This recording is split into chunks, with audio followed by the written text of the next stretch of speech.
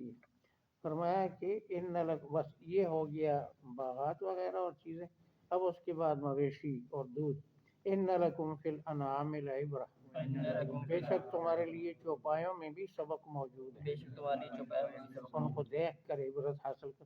نسقیکم، ہم تمہیں پلاتے ہیں، مما فی بطونہا، ان چیزوں میں سے جو ان کے پیٹوں سے نکلے۔ یہ سورہ نحل میں بطون ہی ہے، یہاں ہاں ہے، تو انعام لفظ پر مذکر مؤنث دونوں احکام جاری ہوتے ہیں۔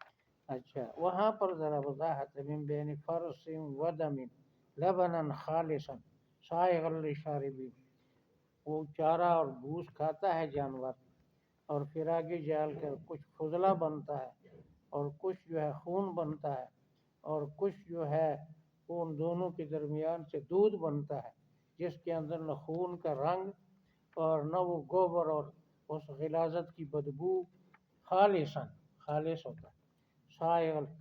تو وہ دودھ جب مادہ جانور حمل ٹھہرتا ہے اس کا، تب وہ مشین دودھ بنانے والی حرکت کرتی ہے اور دودھ نکلتا نہیں۔ جب جیسے بچہ باہر آتا ہے دودھ بھی آ جاتا ہے پستانوں میں، اور نکلتا ہی اس کے لیے غذا ہے جی۔ اور پھر کل یہاں مذاق کر رہا تھا ایک نمازی دوسرے کے ساتھ کہ کٹے کا دودھ پیندا ہے، تو پھر وضاحت کی، پھر بلدی کہ بھئی کٹے واسطے جڑا دودھ اللہ نے پیدا کیتا وہ یہ پیندا ہے پہلے تو ویسے کی کٹے، تو پھر وضاحت کر، تو اللہ پیدا تو ان بچوں کے لیے ہوتا ہے، تو ہم میں بھی اللہ تعالیٰ ہم کٹوں کو ذبح کر دیتے ہیں، دودھ ان کا پیتے ہیں۔ اچھا، تو خالص دودھ کو اللہ نے نعمت فرمایا۔ تو ہمارے اور ملکوں کا تو پتہ نہیں ہے، پاکستانی جو کیا ہیں جی گوالے ہیں، تو یہ کہتے ہیں ہم قرآن والا دودھ نہیں پلائیں گے، رب دا کون مقابلہ کر سکتے ہیں؟ اس لیے جو ہے خالص نہیں ہونا چاہیے، خالص ہضم نہیں ہوتا، مست ہو جاتے ہیں لوگ، اس لیے وہ دھو کر دیتے ہیں، اور دھو کر دیں پانی کے ساتھ پھر بھی کوئی گزارا ہے، ایسا پاؤڈر ڈالتے ہیں لوگ، اس کو کہتے ہیں جی سفید زہر، بجائے فائدے کے الٹا نقصان۔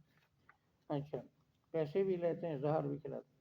وَلَكُمْ فِيهَا مَنَافِعُ، اور تمہارے لیے ان میں نفع ہیں، کثیرۃ، بہت، یعنی چوپایوں میں ان کی کھالیں، ان کی چربیاں، ان کا گوشت، ان کی بہت سی چیزیں، ہل چلانا، ایسے کتنے کام ہوتے ہیں ان سے۔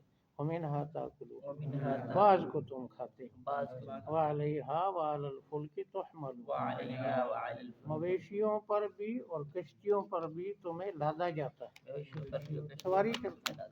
یہ ساری نعمتیں، ان میں اللہ کا کوئی شریک نہیں ہے، تو پھر عبادت اور پکارنے میں بھی اس کا کوئی شریک نہیں۔